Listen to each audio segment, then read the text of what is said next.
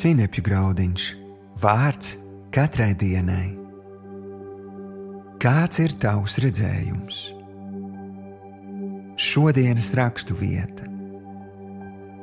Kur nav redzējuma, tur ļaudis iet bojā. Sālamana pamācības, 29. nodaļa, 18. pants. Šodienas pārdomas. Vēlos tev pajautāt, kāds ir tavs redzējums pašam par sevi? Kas to ir inspirējis? Vai redzi sevi laužamies uz priekšu pa dzīves ceļu, nerodot sirds mieru? Vai tevi nogurdinājušas bezmiega naktis, nespējot atrast atslēgas uz laimīgu dzīvi?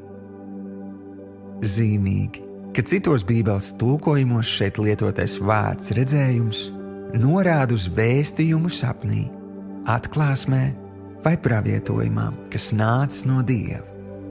Tāpēc es aicinu tevi atvērt savu sirdi Jēzum Kristum un atļaut viņam ielikt tajā redzējumu, kas ved tevi pa dzīvības ceļu.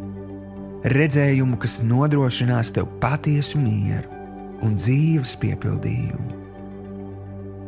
Šodienas lūkšana. Tēvs, es atveru savu sirdi un savu prātu tavam redzējumam par manu dzīvi. Patiesi, tas ir mīlestības, miera un piedošanas plāns, pēc kā jau sen esmu ilgojies. Es ticu, ka soli pa solim tas kļūst par manas dzīves realitāti. Jēzus vārdā. Āmen.